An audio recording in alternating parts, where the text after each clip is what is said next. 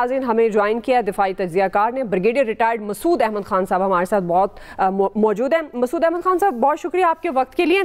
पहला तो यही बुनियादी सवाल, ये जो दफाई मुआहदा पाकिस्तान और सऊदी अरब के दरमियान, आप समझते हैं ये कितनी बड़ी पेशरफ्त है और इस मुआहदे के खित्ते खास तौर पर मशरिक़ वुस्ता की सियासत पर क्या असरात मुरतब होंगे? देखें जी, इसके खित्ते की सूरत हाल पर तो यकीनन दो रस इसके नताइज होंगे कि ये बड़ा हिस्टोरिक किस्म का एक माइलस्टोन एग्रीमेंट हुआ है between Pakistan and Saudi Arabia.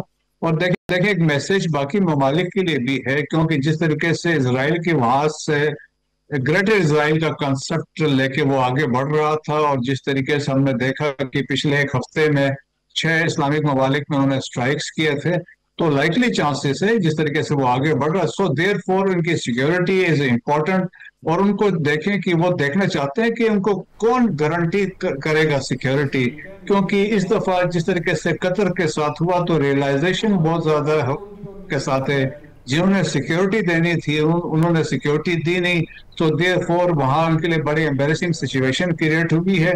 तो मुझे लगता है with the passage of time आप देखेंगे कि बाकी जो गल्फ कंट्रीज हैं या अरब कंट्रीज है, जिस तरह पाकिस्तान ने एक ऑलरेडी कंसेप्ट दिया था, एक टास्क फोर्स की उन्होंने बात की थी, हो सकता है सब्सिक्वेंटली हम उस तरफ चले जाएं, लेकिन यह यकीनन एक सोच यकीनन अभी तमाम ममालिक में होगी कि इसमें किस तरीके से वो अपने आप को प्रोटेक्ट करना चाहते हैं और किस तरह इस अम्ब्रेला के अंदर आना। लेकिन अभी साहब, पाकिस्तान की दिफाई अस्करी सलाहियतों में एटमी सलाहियत भी शामिल है, और इस अंसर का आलमी सियासत के हवाले से आप समझते हैं कि कोई रद्द अमल आ सकता है?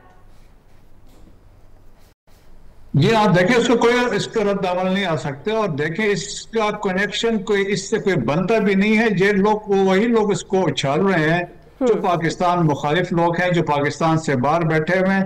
पाकिस्तान सऊदी अरेबिया का रिकॉर्ड है वो, एक तो ये है कि वो रिस्पॉन्सिबल कंट्री से, और पाकिस्तान का अपना रिकॉर्ड है, Pakistan has acted with responsibility. अभी तक हम इसी तरह करते आए हैं, और फ्यूचर में खित्ते के लिए और आलमी अमन के लिए पाकिस्तान इसी तरह कंटिन्यू करेगा। और सऊदी अरब भी पाकिस्तान की कोई ऐसी सिचुएशन दुनिया में हो तो पाकिस्तान और सऊदी अरब दोनों अपना किरदार अदा करना चाहेंगे, और कहीं भी ये सोच नहीं आनी चाहिए कि न्यूक्लियर पावर है या न्यूक्लियर के किसी को हम थ्रेट करना चाहते हैं। हमारी कन्वेंशनल फोर्स, कन्वेंशनल पावर ही इतनी है, वहां पे उसको रेफर करने की जरूरत भी पेश नहीं आएगी। यकीनन जो लोग चाहते हैं इसको ट्विस्ट करना चाहते हैं, या सीडो इंटेलेक्चुअल से जो पाकिस्तान के खिलाफ है, वो इस तरह का शोशा और इस तरह की कहानी वो डाल रहे हैं, लेकिन वो इसमें कभी कामयाब नहीं होंगे। Pakistan and Saudi Arab, they are both are responsible states, they will act with responsibility. से सही कह रहे हैं ब्रिगेडियर साहब, दोनों ज़ाहिर एक रिस्पॉन्सिबल स्टेट हैं। लेकिन पाकिस्तान के तनाजुर में अगर बात की जाए ब्रिगेडियर साहब, तो आप किस तरह से देखते हैं पाक सऊदिया मुआहदे के हवाले से पाकिस्तान की जिम्मेदारियां स्पेसिफिकली किस हद तक बढ़ गई हैं?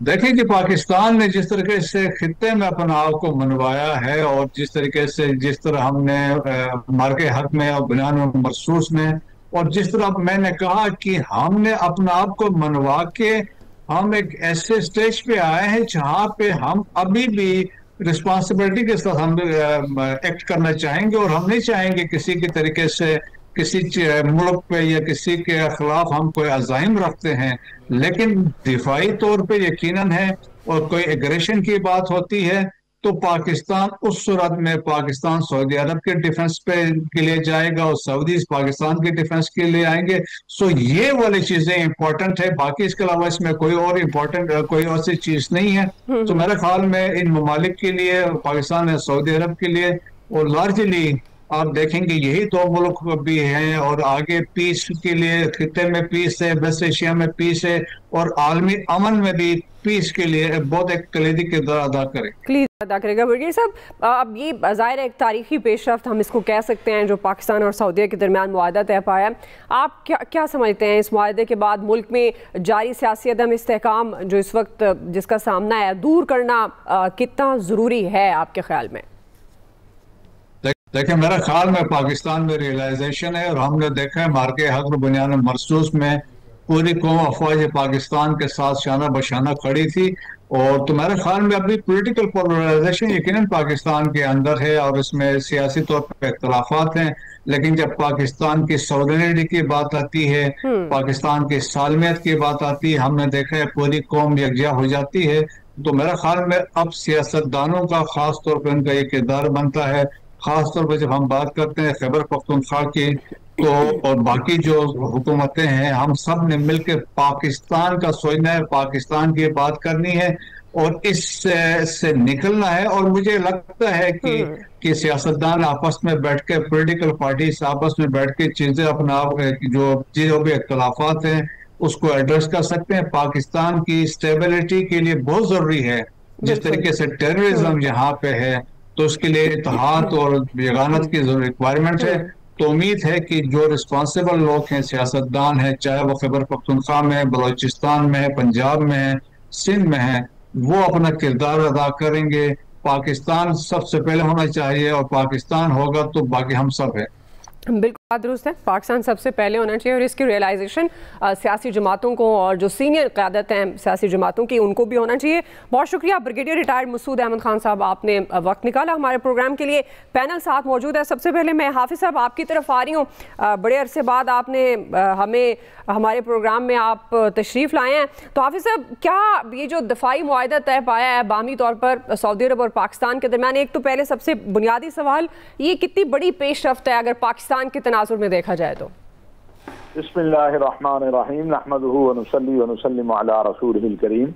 देखिए, गुजारिश ये है कि ये मैं समझता हूँ बहुत बड़ी कामयाबी है, बड़ी पेशरफ्त है। और क्योंकि बहुत सी चीज़ें मैं जानता हूँ इस हवाले से, इसलिए मैं ये कह सकता हूँ कि अल्लाह तबारक व तआला ने ये पाकिस्तान को, पाकिस्तान की क़यादत को बहुत बड़ी कामयाबी दी है। और अगर हम इसको देखें तो मैं कल रात सोच रहा था कि अल्लाह ताला का निज़ाम है कि जिस वक़्त पहलगाम का वाक़या हुआ तो मोदी उस वक़्त सऊदी अरब में था। वो इमरजेंसी वापस आया, उसने आगे एक ड्रामा रचाया पाकिस्तान के ऊपर, फिर अल्लाह ने हमें मौका दिया। बुनियानुल मरसूस और मारका हक में अल्लाह के फजलो करम से हमारी कामयाबी हुई। इस दौरान ईरान के मामला चले, फिर ये कतर के ऊपर हमला हुआ। तो हर चीज में अल्लाह रब्बुल इज्जत ने पाकिस्तान को और पाकिस्तान की क़यादत को इज्जत से नवाजा और हम कामयाब होते आए।